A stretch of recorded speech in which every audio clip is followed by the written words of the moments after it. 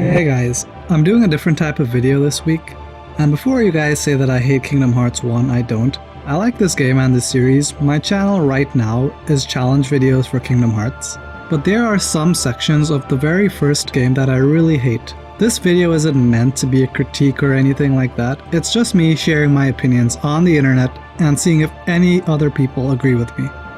So what are worst bits? It means exactly what it sounds like. The worst sections of the game, to me at least. These are all parts that I dislike and think the world would be better off if it weren't in the game, with the exception of one bit, which I straight up hate.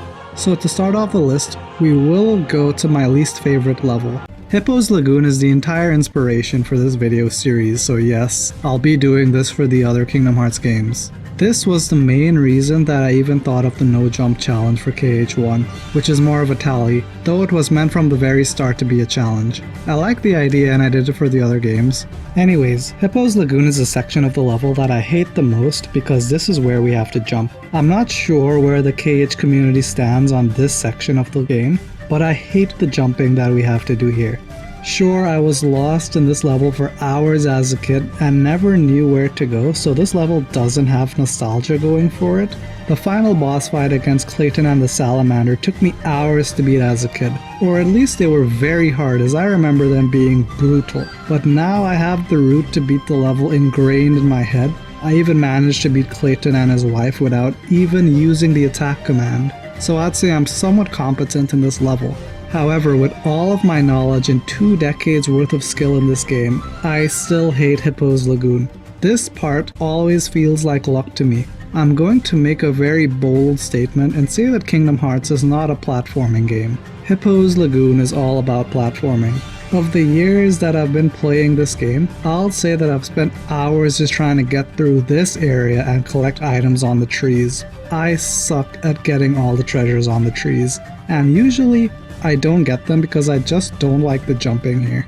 And it's not a wham bam thank you ma'am type of area like Neverland, where you just go from room to room once or a max total of 2 times. We will have to traverse this area at least 3 times to beat the world, and without a doubt I will fall into the water each of those times that I have to come back here, further increasing my frustration here. I always try to do the Keyblade swing attack in the air to get those extra centimeters so I can land on the land, and sometimes it works, but more often than not I'll fall into the water and get all wet. I really hate this area, and it really boils down to one simple jump that I hate, which is the whole reason for this video and my no jump videos. I suck at platforming in this game, which is weird since I like platforming games. This is the only level in the game where I just can't jump properly. And sure, I could just avoid the Hippos Lagoon area and climb up the vines, and not even have to worry about platforming, but this takes even longer to get to the end than me falling in Hippos Lagoon. And sure, I don't have to do the vine section, I can just jump on the safety hippo and make it safely across, but I like to live dangerously. I make videos about not using the attack command in Kingdom Hearts games. I don't use safety hippos. So let's go from a platforming level to a level where there is no platforming. I'm going to say something that I'm sure everyone will think less of me for, but I don't hate Atlantica.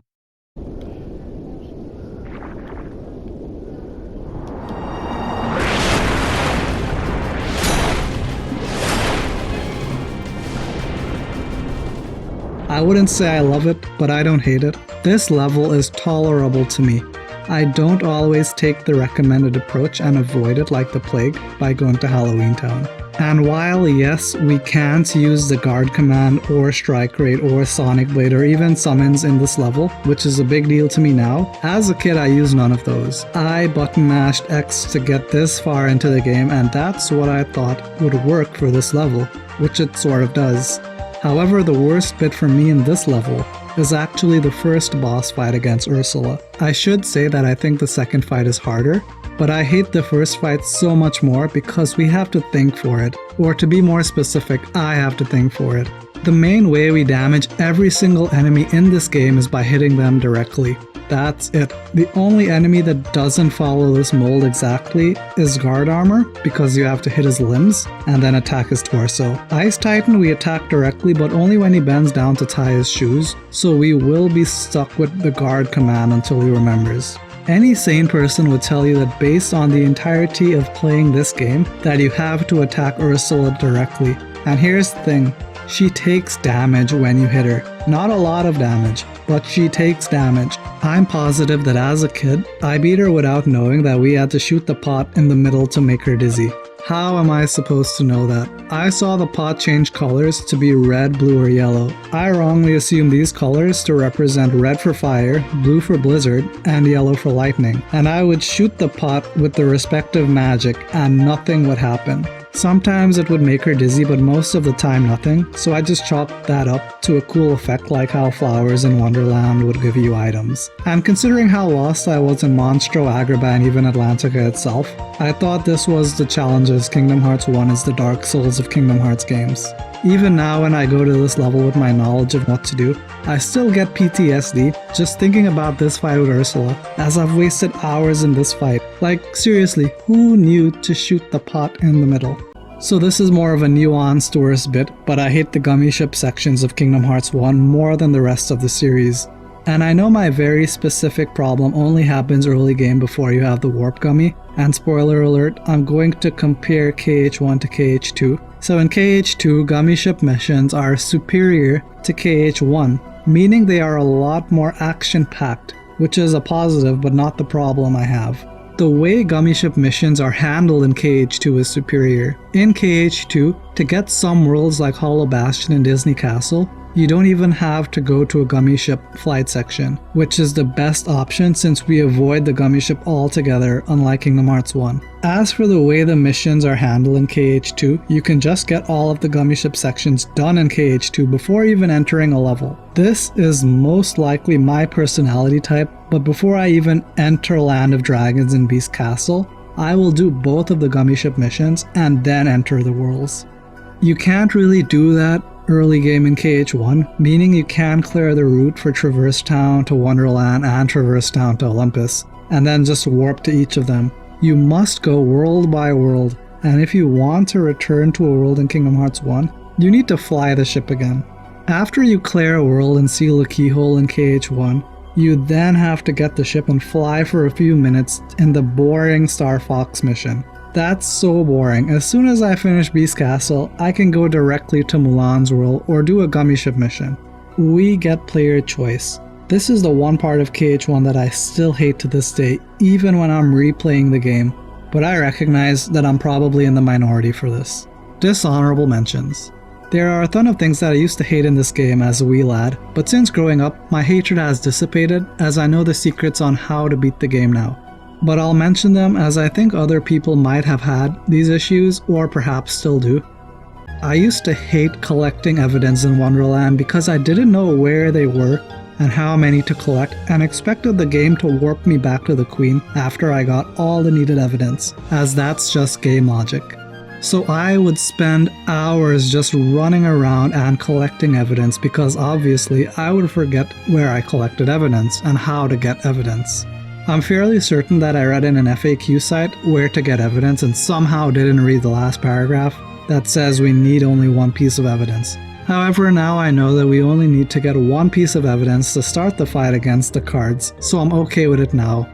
I also really hated that Donald and Goofy would be trapped in cages as I liked knowing that Sora had backup, but now, knowing that we can free them from being trapped from the cages makes me more willing to forgive this level.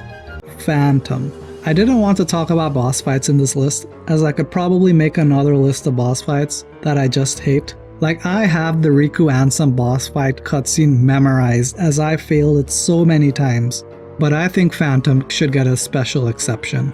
I hated the Phantom boss fight because who in God's green earth knew that in order to beat the boss you had to cast Stop, not on the enemy, but the clock tower. Like literally every other boss in the game, including the final boss, is affected by direct magic spells. Even Ursula is affected by magic, and that fight probably took me an hour. When we are fighting Ansem on Destiny Islands, we don't run away from him and cast Stop on a tree. When we fight Sephiroth, we don't cast Stop on a column. That doesn't make sense. I never beat the Phantom as a kid on the PS2 version. I only beat him on the PS3 and PS4 versions of KH1 for a trophy only after looking it up on YouTube on how to beat the Phantom. I don't even Google things anymore. I searched them up on YouTube as I need to see evidence of this. And that's my list. For me, those are the worst bits of the first Kingdom Hearts game. Do you guys disagree or agree with me? What are some of your worst bits in this game? Does not have to still be terrible to play through, just parts of the game that you dislike or have disliked. As a kid, playing on a CRT television during the daytime with windows open, there was always glare on the TV screen, so I hated going into dark levels. In particular, the secret place on Destiny Islands was bad as I never knew where Sora was running. I seriously remember having to look at Sora's feet as he was running to try to maneuver his white shoes to trigger the cutscene where Ansem talks, and then watching his feet as he tried to leave the cave. That could take minutes or a few seconds, it just felt like luck every time. To a lesser extent, this happened in Halloween Town, which might be why I don't hate Atlantica, and still like colorful levels and games. So yeah, comment down below telling me your worst bits for Kingdom Hearts 1. I like to hear what you guys have to say. Thank you for watching. It's over.